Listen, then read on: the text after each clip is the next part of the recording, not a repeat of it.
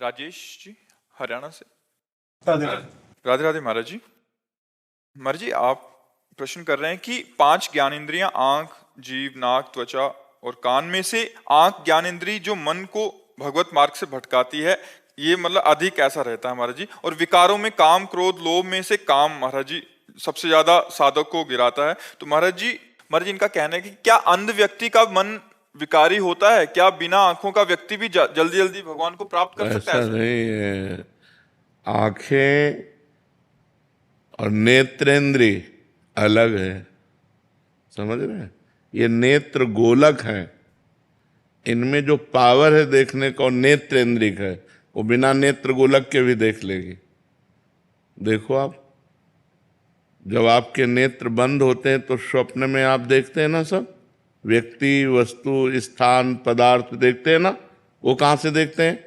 उस समय तो नेत्र बंद होते हैं, नेत्र गोलक बंद होते हैं। देख लेती है कि नहीं देख लेती? आप जब कल्पना करते हैं तो कल्पना में जो दृश्य दिखाई देता है वो कहाँ से दिखाई देता है? नेत्रेंद्रिय से दिखाई देता है। तो ऐसा नहीं कि जो आंखों का अंधा है उसको भगवान के चिंतन में सहयोग, ऐसा कुछ नहीं। भगवान के भजन के द्वारा इन इंद्रियों की विषय वासना को शांत किया जाता है। आपने 2 पॉइंट रखे, नेत्रेंद्रिय और काम। काम अंतःकरण के अहंकार पर प्रभाव डाल रहा है। बाहर की इन इंद्रियों को फोड़ने तोड़ने से न ब्रह्म ज्ञान हो जाता है, न भगवत प्राप्ति हो जाती है। बात समझ रहे हो? इन सबका जो विकारों का प्रभाव कहाँ होता है? मूल समझो, अंतःकरण चतुष्टय है, बुद्धि, मन, चित्त, अहंकार। जो अंतःकरण में अहंकार है, इस पर सारे विकारों का प्रभाव होता है। अगर ये देहाभिमान गलित हो जाए तो भगवत प्राप्त हो जाए। गुरुदेव, आप एक प्रसंग सुनाते हैं अपना ही कि कोई आपने किसी 90 साल के बुजुर्ग से पूछा था।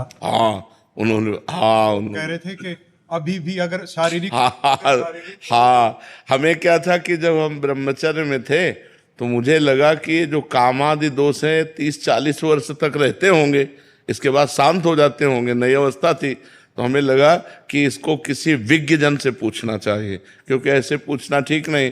तो गांव के वो प्रधान थे और वो 92 वर्ष की अवस्था के थे और बड़ी श्रद्धा रखते थे और गुरु आश्रम में आते थे। तो एक दिन उनके नजदीक बैठकर पूछा, हम कहा देखो आप अन्यथा बुरा मत मानो ना, हम अपनी जिज्ञासा प्रकट, क्या आपके अंदर? तो उन्होंने कहा इंद्रियों में सामर्थ्य नहीं पर मन वैसा ही है। तो देखो, भजन के द्वारा ही से निर्मल किया जा सकता है, ना कि अवस्थागत या किसी इंद्रिय को भंजन करने से इसको विजय प्राप्त नहीं की जा सकती। विजय प्राप्त की जा सकती है भगवान के भजन से।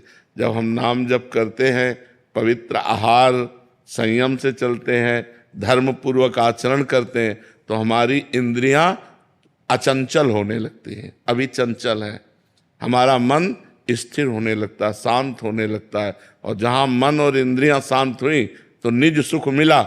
जहाँ निज सुख मिला फिर विषय आकर्षण नहीं होता। नहीं स्वात्मा रामम विषय मृग तृष्णाम भ्रमयति। आत्मा राम पुरुष कभी विषय मृग तृष्णा में भ्रमित नहीं होता। तो ये भ्रम न रखे। भगवान ने कहीं ऐसा आदेश नहीं किया। भगवान ने आदेश किया, अनन्य चेता सततम यो माम स्मरत नित्य सहा तस्याहम सुलभा पार्थ नित्य युक्त योगिना। सुलभा माने मैं उसके लिए सहज में प्राप्त हो जाता हूँ। कौन? जो अनन्य मेरा चिंतन करता है। भगवान ने चिंतन जोर दिया है। अगर हमारा चिंतन कहीं और चल रहा है तो हमारे सामने दृश्य कुछ और होते हुए भी हमें समझ में नहीं आएगा। श्रवणेंद्रिय में शब्द पड़ेगा पर समझ में नहीं आएगा, क्योंकि हमारा चिंतन चल रहा है।